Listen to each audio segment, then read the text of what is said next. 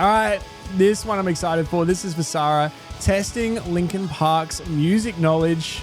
All right, here we go. We've got Mike Shinoda. So this is Trackstar's video. We've got Mike Shinoda. We've got Emily Armstrong. Testing Linkin Park's music knowledge. Trackstar versus. This is for Sarah. Let's check it out. Sometimes we do a variation where we pit you guys head to head against each other. Okay, let's Are go. you guys ready? Let's go. Just introduce yourselves. Hey, this is Emily from Linkin Park. And Mike. I'm Whoever XX. can name the artist first scores a point. Nirvana. Nirvana, duh. Just barely. Drain you. Oh, Drain. You're up 1-0. I'm up 1-0. I have had not enough caffeine for this bullshit. I would have loved to have seen that band. Yeah, me too. I did not see that band. That would have been amazing. I did see Soundgarden and Pearl Jam live back in those days, though. Unreal. Did they both play Lollapalooza at the same year? Like, I think Soundgarden was playing, like, second on the bill. Yeah. Out of, like, 10 bands or something. So that's where you saw them at Lala. yeah, Like early yeah, Lala. Yeah. I did see Foo Fighters, so that's third of Nirvana. Yeah? Okay, ready for another song? Led Zeppelin. Are you a Impressive. fan? No. Come on. Of course. Are you a fan? That's one of No. my favorite bands of all time. Why? Just then, it just got me I'm hyped. not a Led Zeppelin Just fan. that. This is going to sound crazy, but underrated band. No, that band is known as one of the biggest, best bands of all time, and they're still underrated. I totally agree. Because they get like a little shade from Little some bit. corners of the world. I don't know. the lyrics. Beastie Boys. Okay. Beastie Boys. Oh, okay. So what's happening? I only know Hello Nasty. Hear me. I don't know any older Beastie Boys.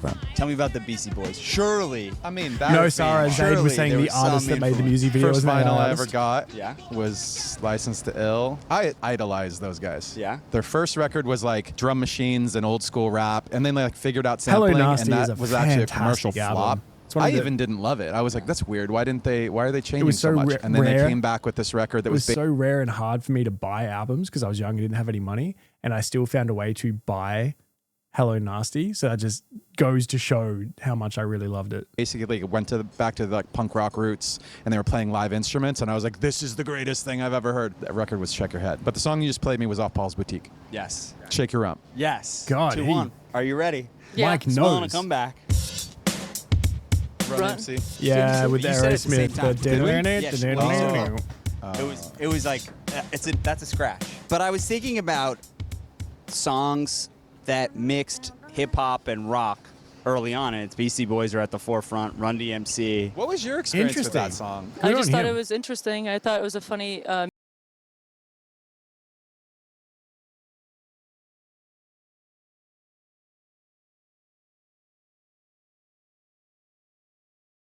It was great. I was think it was, like, born Rick, just Rubin, before. and then maybe Russell. They like decided we need to show people that rapping is like music too. Oh Like, my God, was people that a weren't Rick accepting Rubin that thing? it was music. They had this idea like, oh, there are rock bands who rap. And that Yeah. song was one where they were like, this is basically rapping. And if you make the connection with people, then they'll start to like respect rapping more. That also completely reinvigorated Aerosmith's whole career. Yeah. Aerosmith was like kind of falling off. Yeah, it's funny how like new blood can like reinvigorate a band that's been around for a long time. Isn't that a weird thing? How like when somebody like new comes in and like Okay. everything gets exciting again. How did you guys find each other? on an app. Duh. Surely it's been amazing. Don't call me Shirley. Don't call her Shirley. Like this new It has been innovation amazing. and the response from the crowds has been crazy. He you know? doesn't From get my the joke. perspective, a He lot of doesn't times get the we'll ask Shirley people to joke. Put He was their like- hand up if they've never been to a Linkin Park show before, and like 3/4 of the crowd It's got their insane hands when they up. do Yeah. that. 50-year-old people, 38-year-old people. kids, everything in between. I'll It's be just 39 when I see it's- them, It's actually. been an awesome experience for us. What's it like being in Linkin Park? What's something like unexpected? Honestly, and I'm gonna sound naive when I say this, but like the success of it all. Yeah. Like how big it has become. Yeah. You know, and it was Biggest they've ever obviously been. huge before. I just wasn't thinking about how big it was. Like, I mean, we just played Europe, and it was just like huge stadiums and stuff, and you can't ever prepare yourself for that. Obviously, you think of these kinds of things when you're a kid, when you're playing, and you're like, oh, that'd be so cool. And then now it's just your daily life. So it's like the adjustment of it. It's like, this is actually happening. Like, what the fuck? L7. I don't know that What'd at you all. say? L7.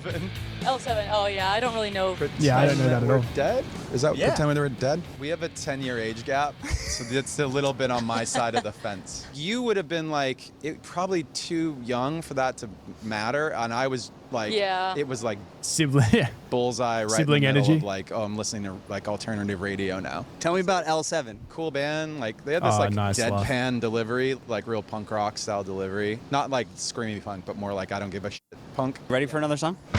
Janis Joplin. Yes. Well done. So much for the age gap. I would have failed The age gap. a lot of this a You go lot. back Well, this far is enough. yeah. There's no age gap. There's no age gap. You know that era really well. Okay. I love it. So will Yeah. you tell us something? Well, she's in the 27 Club. Morbid. I'm so sorry. I'm trying to think of what I accomplished by 27. Very short list. She's somebody I would have loved to have seen live. I know we were talking about Nirvana, but I think a lot of that 60s I'm era I surprised would that have she was in the loved 27 to Club, actually. experience. Give me number one artist that you'd want to see. The Clash. Yes. I would absolutely die to see them live. Yeah. I would learn so much just watching and I do listening to the music. I learned so much.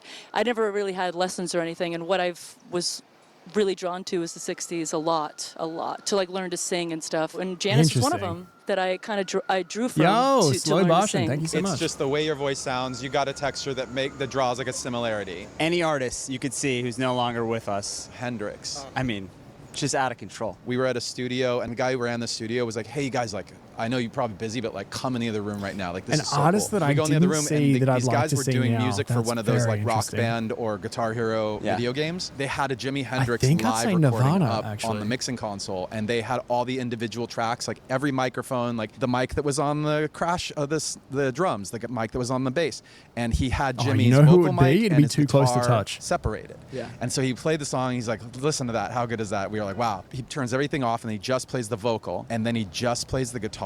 And you would swear that it was two different people. Like he could talk and sing and whatever, and his hands would just operate separately from his voice. Like it's as if the two halves of his brain were just like independent. Yo, slow motion. Thank you so Black much. Sabbath. Oh, shit, I was trying to get the I was more worried about the You're like the drums. Where's Your it? brain Oh was my God. like working. I don't even forward know in the Black song, Sabbath very much. And then the drums come in. Slow and then motion. R.I.P. Rest in peace. I guess Bands the that are easiest ahead of way, their- so if you go to my Patreon is free for my replays. So after every stream, I upload the full stream to Patreon because Twitch mutes them and YouTube blocks them. But Patreon lets me put them there and it has a full track listing. So if you go to the Patreon for free and just do a search for the song you're looking for, that's the one of the best ways to do it. The other way is just go on YouTube, type in Roguenjosh into the search bar and whatever it is that you're looking for. Yeah, Too Close to Touch, I think, would be the artist that I would want to see. Time. I think it might have been the first festival we ever played was Yeah. Ozfest. And we were midday. We had to win over the crowd every single day because they kind of came into it like, oh, this is that new band. Like we were too popular for their taste. We designed our set to So like true. really like we front loaded heavy songs, loud songs. We were very aggressive when we showed up. Try and win them over. We used to start our intro of our set with like this esoteric like electronic almost like jungle drum and bass. You're about to hear me say the word esoteric constantly because that's a cool word. I like that a lot. thing. Yeah.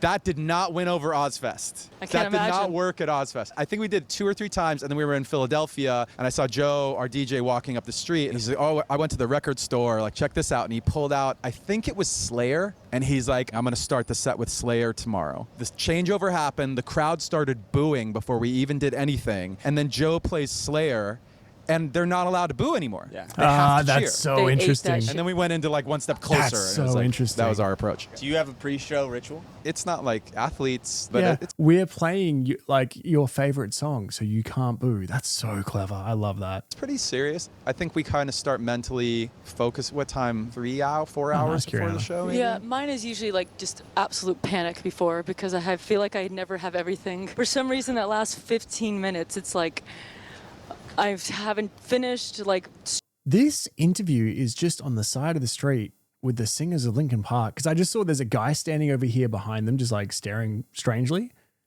I'm shocked that they haven't amassed like a crowd. It must be quite early on a real quiet street that people don't use. There might be a whole bunch of people behind the camera, but I'm shocked that there aren't more people around. Stretching, and I haven't finished my warm-ups, and so it's just like, panic, as I'm like tying my belt, panic. walking out. Everybody panic. I'm working on it. I will say that like the other day I mismanaged my time pretty bad. I Oh, maybe got thank you, 5 minutes to Rinsman. warm up, and I was thinking about it like for half the show. Like Yeah. it's weird how like we you can present on stage as like I'm totally in control of what's going on. I'm confident, whatever. But in your brain, in my brain at least, no, we're both the same. Like we could be completely off the planet. Yeah. Just like I didn't like how I moved. Just that was awkward. Like what did I just do with my leg? Like that looked weird. I'm sure. weird stuff like that. Yeah. So What funny. else do we got here? We're at $20,000 right now, right? Deftones. Love that album. I think the problem would is definitely here get that I'm that. I too don't- That's fast. my Deftones Yeah, album. you are. I think I'm more awake than she is. That is I my wouldn't know that Deftones song, album. though. I'm not. This playlist is so far Yeah. keyed a little more to me. You would think that the Deftones is something. I wish I did know more, and I don't. It's funny because there's like a gap. It's like 60s, 70s, you got it. 80s, Yep. 90s, I got it. Uh-huh. And then somewhere in Yep. the 2000s, you take off. I want to ask about making music for movies. Transformers. We are waiting. Incredible.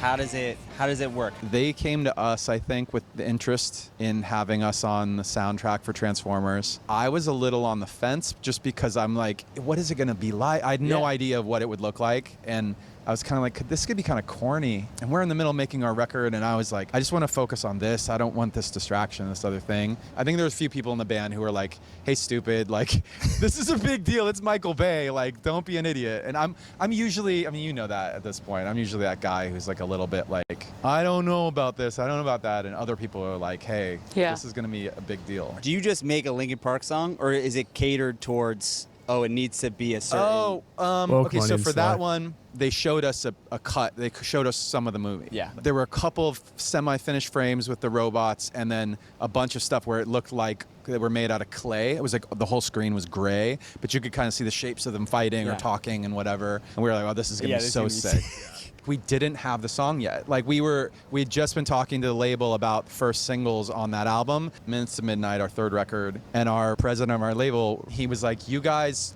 had 2 albums that sounded this way. You have a new album that sounds pretty different, and you don't have anything in between, like like a bridge song it. that's like bridges the gap. Oh, so I that's went so back home interesting. and I wrote 4 demos, and each of them was named after a Transformer. So there was an Optimus, there was a Bumblebee, there was a Starscream, and there was a Megatron. Oh, What that's I've so done was cool. originally Megatron. So Megatron won the battle.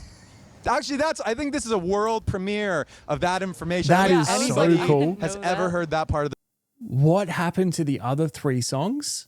Where's my Linkin Park Transformers demo that was the bridging between Meteora and Minutes to Midnight? Because that's where I fell off. Like Mike just said, I've never heard anyone say this before. They had albums that sounded one way, they've got their new album that sounded another way, and there was no in between. They changed so much from Meteora to Minutes to Midnight, so much so that I stopped listening to them until Living Things. I then went back and, I've said this already, this stream twice, but to then have New Divide as the song that is the divide between the two, between the change, I've never thought of that.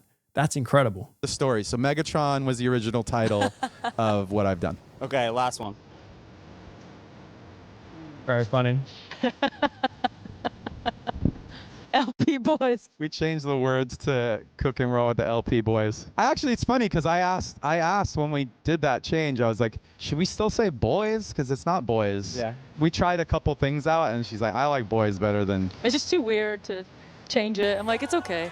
It's the one lyric out of all the songs that we actually had to consider changing Oh, yeah, the gender. to make it the gender yeah. thing. So I was just 'Cause like, nothing else just is keep gendered it. with the I think lyrics. it's cooler also. Thank you, if there Jay-Z. ever- Yeah. Oh my God. With Jay, you had to. Jay-Z Yo, was the slow. one. Thank you so much. That is unreal.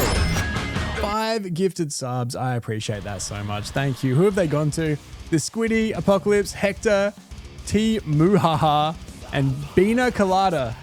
You can all say a big thank you to Slow Slow. Welcome on in. We do this 3 times a week, and it's literally the best group of metalheads you'll ever find. we don't really tolerate jerks, so they don't really hang around. So it's only the nice people. Everyone's super positive. Everyone's super nice. Incredible taste in music. It's the best. Welcome on in. I'm so glad you're here. I really, really appreciate the 5 gifted. Thank you so much. I'll let the Pina Colada roll. If you like Pina Coladas, yeah, dude, you found him. Let's go. We didn't even have to think about it because that's just the way that the way that I should say probably Chester and I would write. Both of us would not. It wasn't a lot of like he and she in the words. It was more you and me and they, and that's just how we wrote. Thanks for coming on the show. Of course. Thank you for That was having so us. fun. Great to So meet you good. guys. My hands are sweaty. It's hot out. Love it. Very real. That's such a good interview. For what is like a fun little game they were playing, we got so much insight into so many things. I loved that. Really, really love that interview. Thank you, Sarah. That new divide being the bridge between Meteora and Minutes to Midnight. Firstly, that's incredible to think about. Secondly, the fact that it was written afterwards to be the bridge, like that was a retroactive bridge between the two. Crazy.